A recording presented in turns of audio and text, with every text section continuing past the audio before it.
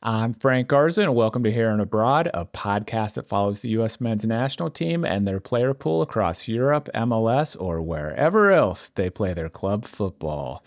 We are 2 weeks into the MLS season, and we're going to spend most of today's show talking about what we've learned so far from U.S. internationals playing in the league. We'll also take a look at the USMNT striker depth chart, now that we're only a few weeks away from learning who Mauricio Pochettino will select for the upcoming March roster. To help me today, I've invited Charles Boehm to join the show. Charles is a Washington, D.C. based writer and editor who has covered all levels of the American soccer scene since 2004. His work has appeared in a range of outlets, including ESPN.com, MLSsoccer.com, Overlap Digital Magazine, SoccerWire.com, and Gothamist.com. So Charles, welcome to the show. I wanted to start with goalkeepers in MLS because it seems like pretty much everybody, I don't want to say everybody, but most players competing, most of the goalkeepers competing for a roster spot are in MLS. And so it's this kind of wide open competition. We've had 2 weeks now to watch these goalkeepers in action. Has anybody moved the needle enough to make a difference, regarding their chances of making the March roster? Yeah, with all due respect to Diego Cohen, I do think it looks pretty likely that it's going to be a domestic goalkeeping core this time around. Yeah, I think we are there's a lot of players to track. We're going to talk about maybe the biggest surprise so far in a moment, but let's start. I think with the pecking order as we know it now is pretty clearly that Matt Freese won the job last year, the starting job, and he's done nothing in the first 2 weeks of the season to raise any questions about that. New York City FC started the season with 2 road trips. They're at LA Galaxy in week 1, and then they just visited Philadelphia Union down the Jersey Turnpike yesterday, and they've come away with 4 points of 6. And he's done his part. Hasn't necessarily been incredibly spectacular, but he's doing his job, commanding his box, and handling his business for what looks like is going to be a pretty solid NYCFC team. He's got Matt Turner just up the road in New England. Turner hasn't been poor, I wouldn't say, but his team is struggling at the moment. The Revs under new coach Marko Mitrovic are 0-2. They've had, like many of the northern teams, they're having to open up on the road, and they actually had their home opener, which was to be this coming weekend, get postponed because the severe winter weather has disrupted Gillette Stadium's installation of natural grass ahead of the World Cup. So tough environment at the moment in terms of the meta picture for Turner. I think you'd say he's doing his part, but he got shellacked by a very good Nashville team in the opening weekend, and he's got some work to do, I think I'll say, to make up the gap that Freese has opened up. Elsewhere, Patrick Schulte and Roman Celentano are still the clear number ones in Columbus and Cincinnati, respectively. But I wouldn't say they've necessarily distinguished themselves in either direction. And then if we want to look a little bit further afield, Zach Steffen is anchoring what the Colorado Rapids hope is going to be a rebound season. They did not look good at all in opening weekend in a loss to Seattle, but they rebounded with a pretty emphatic win over Portland in their home opener on Saturday. And Steffen was rather good, although I suspect he's got even more ground to make up than Turner does. And then there's actually both the statistical and eye test argument that Ethan Horvath, in fact, has been the league's best U.S. eligible goalkeeper so far. After many years over in Europe, he came home to join the Michael Bradley rebuild at Red Bull New York, and he's been quite good. Red Bull are top of the table with 2 wins out of 2, and Horvath has 6 saves, 1 clean sheet, and has only allowed 1 goal in 180 minutes. So do I see him vaulting ahead? Not necessarily, but he's gotten off to as good a start as you can, I think, on his homecoming. Yeah, I agree. I think he seems to be one that, if anyone's moved the needle, he's done it the most. I mean, correct me if I'm wrong, but he wasn't even playing last season in Europe. Wasn't he in limbo at some club?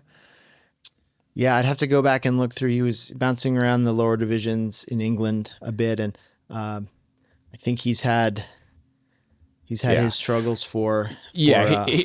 I won't make you look it up, but I mean, he was out of the picture. I should have looked it up. He was out of the picture. Let's just say that, because he was For a while he was kind of a regular getting called into camp. Then he wasn't even playing much for club, if at all. I forget what his exact situation was, last season in Europe.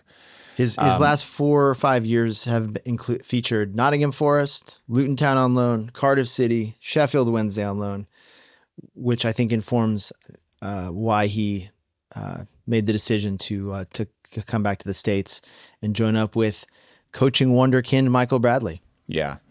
And to your point, I mean, I would say, and we'll talk about the Red Bulls more in a little bit, but next to Inter Miami, it seems like Red Bulls are kind of like the hot topic in MLS right now. And so when you're the goalkeeper for a team that everybody's talking about, that's got 2 wins in 2 matches, top of the table, can't hurt your chances at all. So maybe hasn't got himself into the March camp, but maybe he's got himself back into the conversation, again. Hard to change too many minds after just 2 matches, but if you're back in the conversation, that's a good thing, It's not nothing. It's not nothing.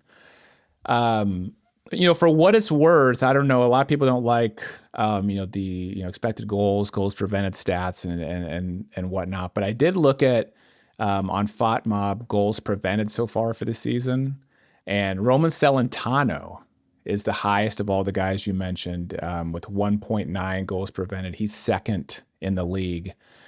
Conceded 1 goal so far this season, has 1 clean sheet. I don't know if that's enough to move the needle, because it seems like he's been called into camps, but he seems to be more of that 4th, 5th guy. But he definitely hasn't hurt his chances, If there's anything that benefits him is that, and again, maybe we're thinking a couple layers too deep here, but when you think about a national team coaching staff and their scouting process and their evaluation process, they're probably watching plenty of Cincy games, because it's not just Celentano on the radar, but Miles Robinson, right? Who's been one of the best defenders, I think is on track to win a roster spot this summer. And so they're looking at those guys together. So there's probably a little bit of benefit for Celentano there. Yeah. Okay. Let's talk about field players. 2 weeks now, you've had to watch MLS games. Who's somebody that's gotten off to a good start in your mind and maybe, had a chance to increase their stock? Well, the Vancouver Whitecaps are continuing to play a front foot dominating brand of soccer. They're undefeated across 2 competitions, MLS as well as CONCACAF Champions Cup. And perhaps it's just obvious because they've had one of the shortest off seasons in the league by virtue of reaching the MLS Cup final in December. But they've been maybe not quite as prolific in attacking terms, but just a very sturdy, steady, well-orchestrated side. And Sebastian Berhalter has been at the center of that, as he was all throughout last year, doing the pivotal center mid, all bit of everything skill set that he has normally. He's passing at an 89% completion rate on 116 pass attempts. He's played 7 key passes in these 2 MLS victories they've had, and an assist. And then 1 line behind him, Tristan Blackman is doing the Defender of the Year type things that he did for much of last season and has looked very impressive. I think that's a player in his prime at the moment, playing with a ton of confidence. I don't know that he's going to make the World Cup squad, but he's at least on course to put his best foot forward. And then a similar story to Blackman, I think, in the front line for the Whitecaps. Brian White, consistently an underrated but very productive striker in MLS over the last half decade or more, and he's still Brian White as well. Yeah, and then if I look, sorry, go ahead. Well, I was gonna say Blackman's an interesting one because he's a guy that came into one of the fall windows. I forget which one it was, maybe September, October. I think he got 2 starts in that window, and then afterwards he got hurt.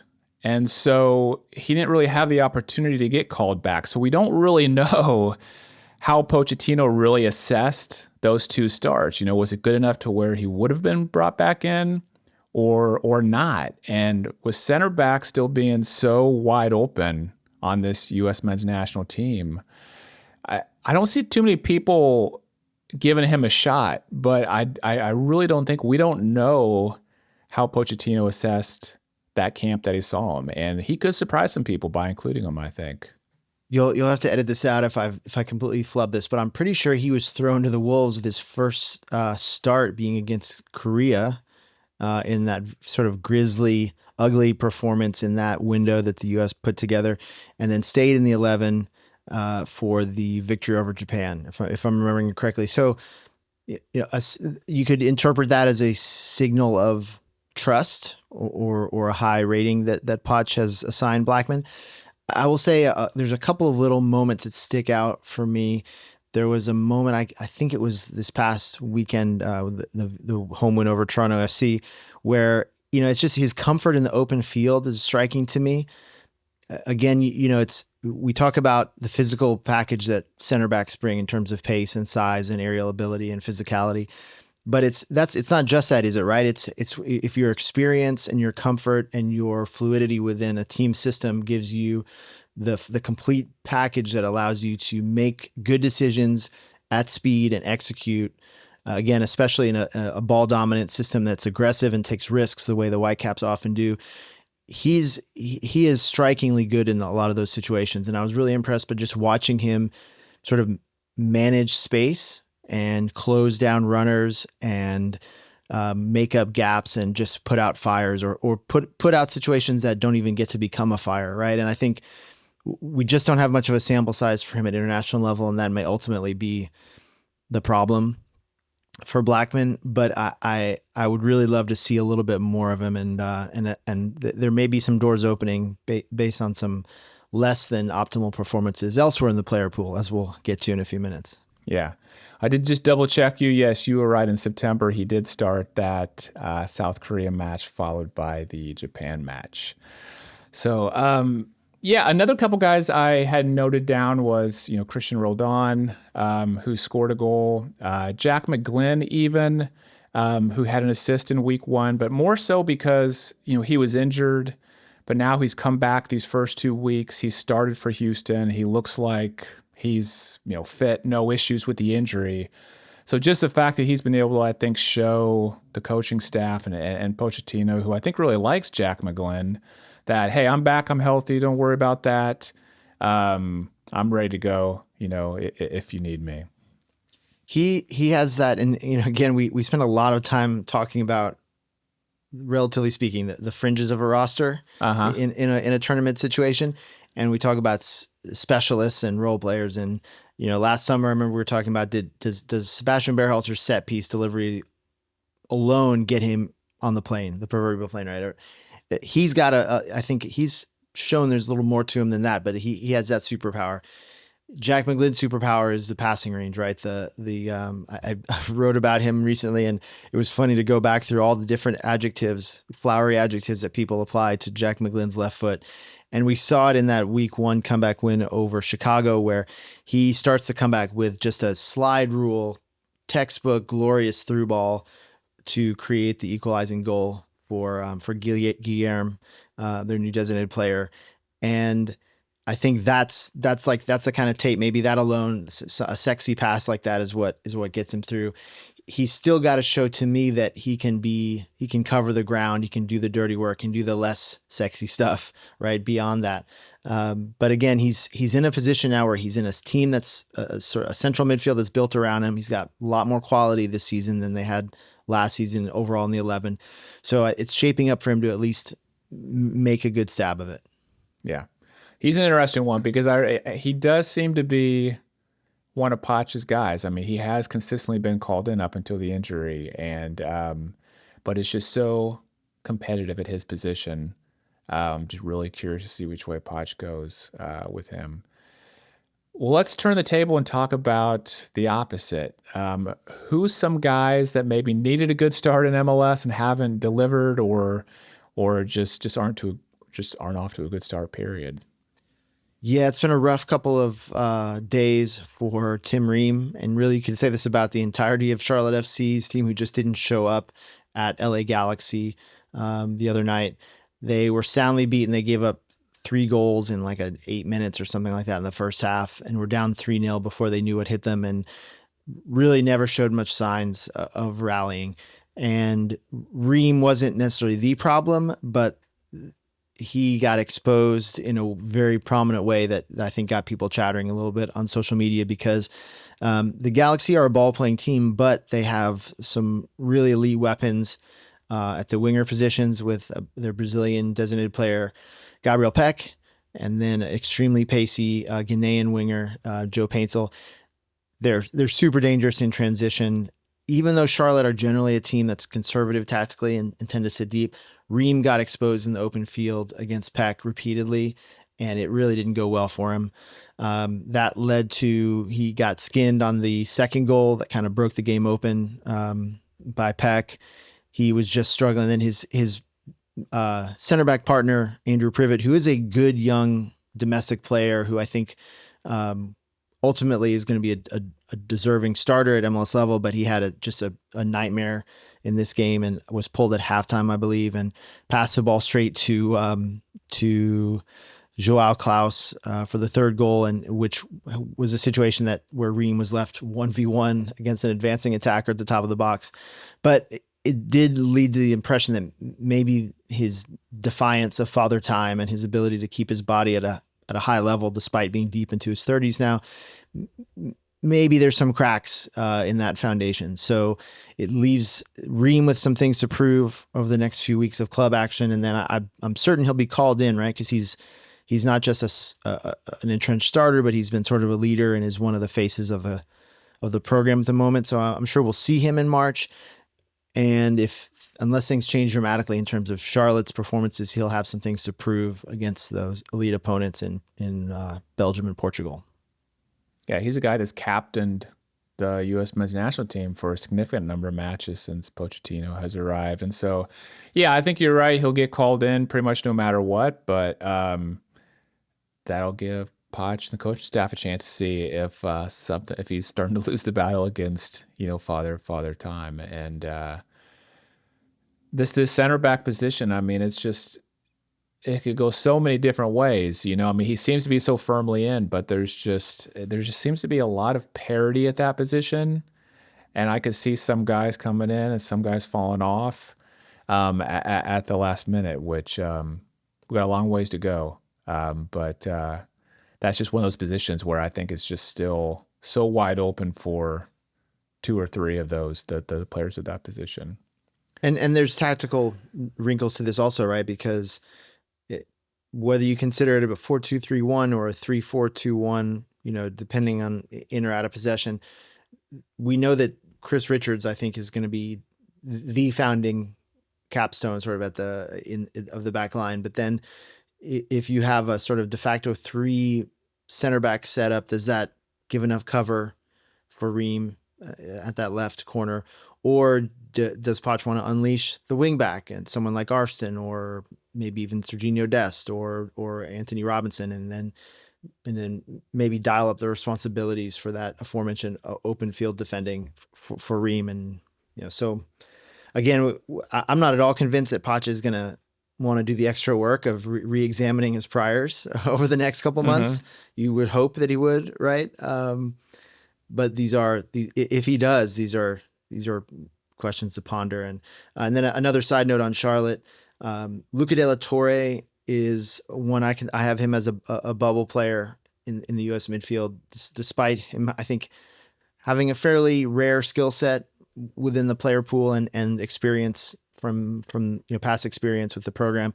He moved from San Diego to Charlotte this winter, and I think he's got to be excellent to really put himself in the conversation for the national team. And he's started these 2 games and hasn't been bad per se, but hasn't been catching the eye. So that's another one where you would expect that he'll have coaching staff eyes on him, but does he do enough to distinguish himself? Yeah. TBA at the moment. Yeah. Okay, the guy I had jotted down was Diego Luna, and he hasn't played a minute, but that's kind of why I put him down, because he's injured. He hasn't played a minute yet for RSL. He's another guy that Poch, seems to love, and I have it in my mind that he wants to take him. But again, he's these attacking midfielders that's becoming a pretty competitive depth chart, as well. And I'm wondering if because he's injured and hasn't played so far that he's going to miss out on this March roster, and another guy could come in and impress, and now all of a sudden Diego Luna's roster spot, is in jeopardy. I mean, do you think how firm of a spot do you think he has in Poch's roster? So I have a couple of different data points on this. I will be very surprised if he's not called in. I think it would have to be related to a physical issue that is perceived to have limited him or prevented him from being in any kind of form or rhythm. I was out in Coachella for preseason for 5 days last month to do some interviews and catch up with some of the teams. There were about 12 MLS teams at that event. RSL were there, although they weren't officially in the tournament, but I got to watch a closed door scrimmage and speak with Diego briefly afterwards. And he's, I'm told this is just a strain, like a ligament strain, and not something that's going to keep him out long term. He did play in the game that I watched. I think they're being conservative with it these first 2 weeks, so he could be back as soon as this weekend. And then just in general, he's become the face of, on one hand, one of the faces of the national team when we talk about all the things that go into a World Cup, right? The promotion, the corporate deals, the media appearances, stuff with Nike. He's a Nike athlete, right?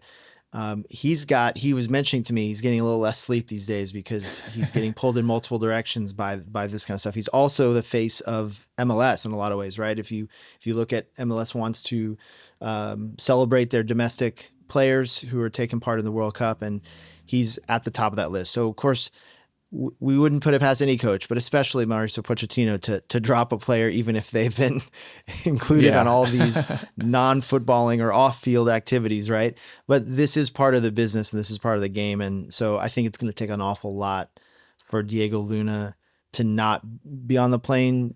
And it's not just because of what he represents beyond the field, but it's also the relationship that they have, right? He is one of Poch's most prominent individual success stories and a real victory for the work that Poch has been trying to do. So I'll be shocked, but again, nothing is guaranteed, right? There's so much can happen, as history has shown us, in these next few months before a World Cup. Yeah.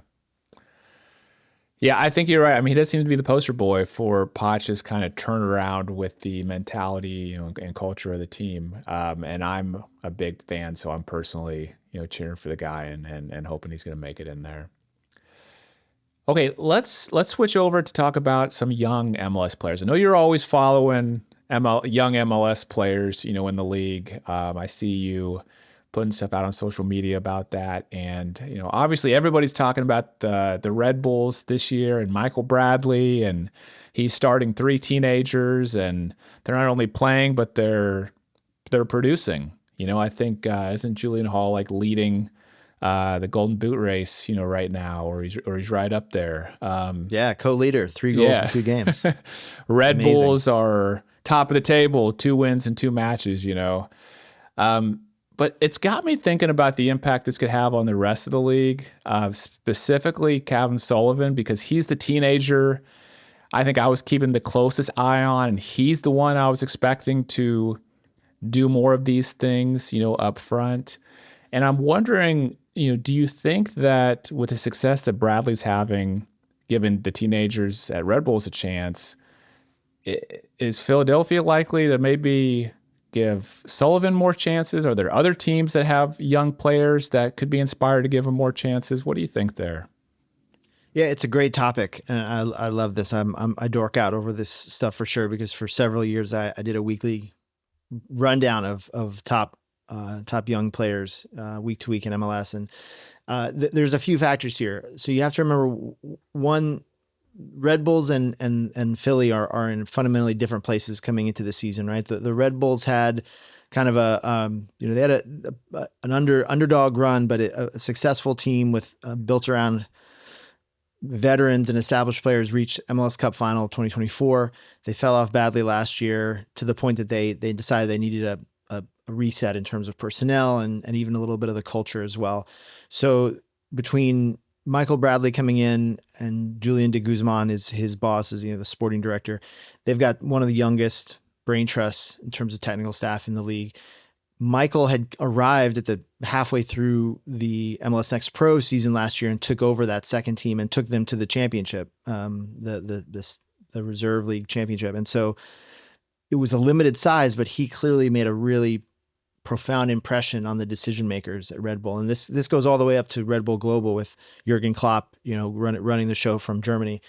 And so even though he's young, they felt like this was a guy that they could invest in. And he comes in with sort of a little bit of the opposite of what a typical coach would have in this position, right? He knows the second team kids and the youngsters coming up better than he knows the veterans, because that's who he worked with last year. And they don't. Philadelphia, on the other hand, are deeply academy centered, right? The academy is at the heart, and development is at the heart of what the Union do. But this is an established contender. This is a team that won the Supporters Shield last year and routinely, expects to be vying for trophies every season, no matter what. So they've also bolstered part of why that they've been so competitive is they don't just trust ask the academy kids to carry the load. They've created a holistic, very battle-tested first team roster where the academy kids can play a role, but they're out there searching, turning over, all kinds of rocks around the world. They've found top players in Venezuela and the German third division and some other obscure locations. They've recruited in Africa. They found their current best defender came out of the South African League. So they've got a bit more to lose, I think I would say. And so that was perceived to be part of the benefit of signing Kevin Sullivan and creating an environment where he can stay at home. He can continue maturing both physically and emotionally and psychologically and all those other aspects. He got a little bit of run as a sub last year and wasn't always that effective at first team level. And the buzz that I'd heard was that Kevin just physically hadn't filled out. He wasn't ready for MLS level quite yet. They liked the trajectory, but he just couldn't impose himself. Maybe that's changing. He's getting a few more minutes off the bench. They played in against an overmatched Trinidadian team in the first round of CONCACAF Champions Cup. And I think it was 12-0 or something on aggregate, but it was a great opportunity for Kevin to get some first team minutes, and he's shown.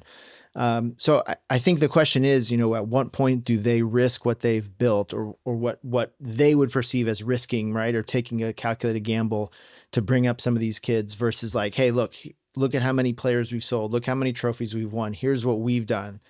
And what's funny too, is Philly actually, Ernst Tanner, who's now under a cloud, right? He's had serious, incredible accusations of some serious improprieties that he's said over the years, and is on leave and under investigation at the moment. But he's a Red Bull Global alumnus, right? He and others there feel like they're more faithful to the Red Bull sort of ideological tradition of Red Bull Global than the current Red Bulls are in Leipzig and in New Jersey.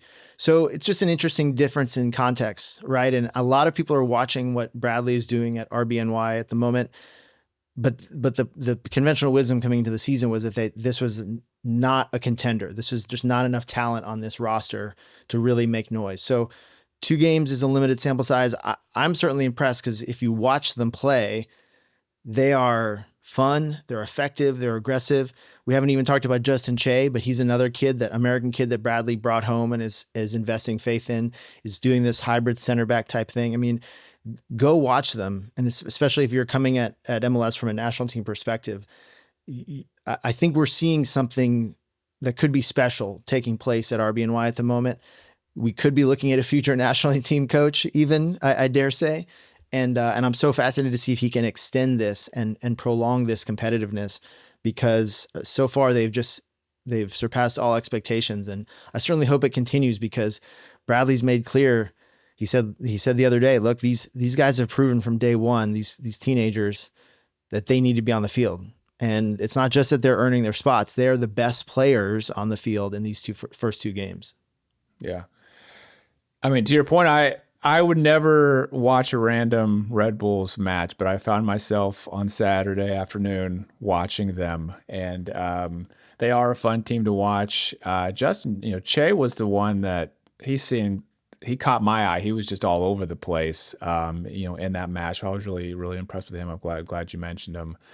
I mean, and another one too, Cade Cowell. I mean, I know this is I know. He seems old now compared to those lightning guys. rod, right? Yeah, the elderly 22. He was kind of a lightning rod for polarizing opinion, right? When he had his national team opportunities, but at his best so far on his return from Liga MX, he's been like the best kind of direct winger, like the best version of what we thought he could be in terms of a guy who's physically powerful, wants to run, wants to attack defenders, but then is also seeing the right passes at the right time. So really intriguing to think about where he's headed too. He's a fun guy. When he gets on the ball, he's just fun to watch because he will be direct, go for goal. So I love watching him. But I would like to see Cavan, it's good to see him in CONCACAF Champions Cup, get those starts and do so well. I'd love to see him get a start in one of the regular season matches and see what he can do. Hopefully we'll get to see that sometime soon. Yeah, it's a huge bummer too that his big brother Quinn did his knee last year, because he was having a career year, and it was really tantalizing the possibility of the elder Sullivan, already well established and one of the best players on the first team, and then little brother kind of stepping up into that environment and maybe getting to see him play together. So that dream has been deferred, but hopefully they'll both stick around long enough for us to see that. Yeah, exactly. Okay, well, let's end here on a non-MLS question. Couldn't resist getting your opinion on this, because this is another striker position with the U.S. Men's National Team that is really debatable right now. Lots of competition for it. We got Fuller and Balogun, Ricardo Pepi, Haji Wright, Patrick Ajiman all playing now. Of course, Balogun, Wright, and Ajiman have been playing at a pretty good level for some time now. Pepi's just coming back from injury. But, there's a chance Pochettino only brings 3 of these guys into the March camp. I mean, he could bring 4 because, multiple ones of these guys can play out wide, as well, and offer something else besides striker. But let's pretend he's just going to bring 3 into March. And I'm only talking about March. I'm not asking for your prediction on the final World Cup roster. Just today. Thank you. Just today, if we're looking at March, if Poch is only going to bring 3 of those 4 guys, who do you think is the most likely to get left off? This is a tough call, which means it's a good question, but I hate my answer here because this is not what I would do. But I have to think if you've got to cut one, it would have to be Pepe, simply because he hasn't really taken his chances to the fullest under Poch. Right, we've seen him. He's to me, he should certainly have some tenure and some accrued credit on the national team as a whole, going back 5 or more years now. But he simply hasn't made the best of the limited chances he's had, and the injury history has just really put him in a tough spot at this particular moment, right? As soon as he gets a run of form going and really builds rhythm and seems like an irresistible case is taking shape, he gets hurt again. And that's, most of that is way outside of his control, and it's really harsh to say all this, but that's my sensation, just because Poch is such a personal guy, and he's clearly values like many coaches do, but with him, there's this almost like this emotional IQ to like time spent. And so any of the guys that he's had in for multiple camps, or this particularly were around for the Gold Cup, he just knows them more, right? And I really think there's an intangible there, fairly or not, that is going to cut against Pepe. Yeah, I mean, I agree with you. And that pains me to say as well, because I'm a huge Pepe fan, and I want him to be there. I do think at the end of the day he will be there, but if we're talking about March, and if Poch only does bring 3, I don't know how you can leave off Balogun, Wright, and Ajiman, based on how they're playing. And he has the easy excuse of saying, well, Pepe's still coming back from injury, and Poch does have kind of history of when players are kind of coming back from injury or they've changed teams. He wants to kind of leave them alone at club and let them get, ramped back up to full capacity. So won't be surprised at all if he left, Pepe at home. I think Ajim, he likes Ajiman. I mean, he's given him every chance. Class, yes, he's given him every chance in the world, since that, last January camp that they had. Ajiman's been one of his guys, and a lot of fans haven't liked all the opportunities that Poch has given him. But, I mean, you got to give the guy credit. I interviewed a guy a couple weeks ago on the show who covers Derby County, and he was just raving about what Ajiman's done, with the club since coming in, and how he's won over all the fans, and he's taken over games. And yeah, he's still a little bit raw, but he keeps getting better. He keeps getting better and better and better. And so this is going to be a fight till the end, and Pepe, if he can stay healthy, he's going to have 2-3 months left of the season. PSV is going to be scoring goals in the Eredivisie, so he's going to have all the opportunity in the world to rack up some goals and get some impressive numbers. He has some camps with Pochettino, already. Some of the early camps when Pochettino came in, I think he did get the chance to spend some time with them. So I hope Poch knows what he's about. But this one's going to be a nail biter all the way till the end.